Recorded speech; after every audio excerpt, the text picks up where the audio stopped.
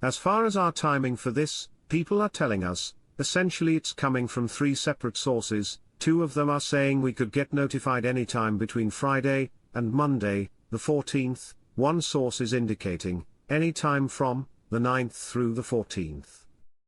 The Export-Import Bank of the United States has approved $297 million for an energy efficiency project in Iraq. This money would not be going to Iraq if it wasn't going to be safe and stable, and if they could not pay those loans back. They are counting on an international Iraq with a real effect exchange rate. U.S. Ambassador, we are committed to supporting Iraq's security, stability and sovereignty. Salaries next week. Baghdad sends 329 billion dinars to Erbil, and the latter indicates a decrease in the amount. Urgent. A decrease in the amount equals an increase in the exchange rate. The project, to delete the zeros, is more than just the currency or an exchange rate. The monetary reforms, banking reforms, building up the reserves at the CBI, buying gold, making laws that attract foreign direct investment, fighting corruption, increasing international trade, connectivity with international finance platforms, are just some of the instruments that will justify the RV. When the CBI is ready, the new currency will be introduced with higher value that will be fashioned specifically for the new macro and micro Iraqi economy. We're in a speculative game with Iraq. We've had all the ups and downs and all the thrills and spills that go along with the conspiracy theories. The truth of the matter is it has the possibilities. If it didn't have the possibilities, I wouldn't be following it anymore. I've got better things to do.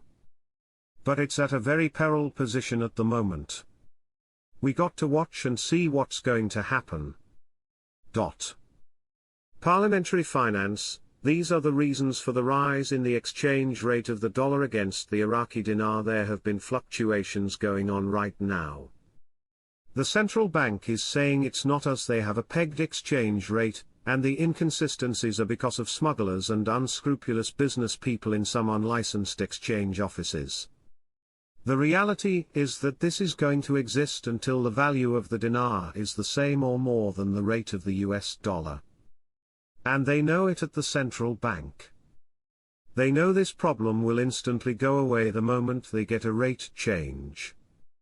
I think the central bank is letting us know how close they are to the real effective exchange rate. The central bank continues the actual implementation of banking reform plans. Quote, the Supreme Executive Committee for the Strategy began its work and held its first meeting headed by the Governor of the Central Bank, which is a clear announcement of the beginning of the actual phase of implementing its strategies for banking reform. What we expect from the procedures and policies adopted by the central bank, what has been achieved, and what will be achieved later will be reflected in achieving economic stability by overcoming the challenges of stability in the financial and monetary system, which will contribute to the stability of the exchange rate and the recovery of the Iraqi dinar. Inevitably, it's one of those nail-biting time frames for us all because we've all been here and we've been watching this whole investment unfold.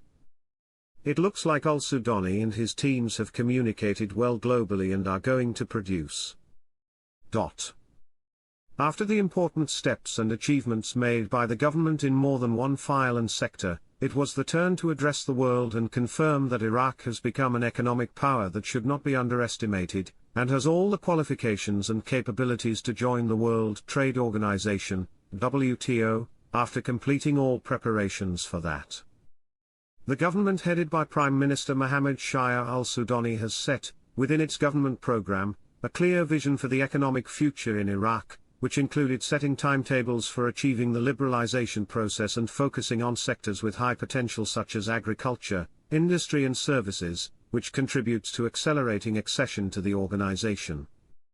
According to the spokesman for the Ministry of Commerce, Mohammed Hanoun, to Al-Sabak, all preparations were completed by the government team representing all ministries, which held an important meeting in Abu Dhabi headed by Minister of Commerce Orthia Dawood Al-Ghariri.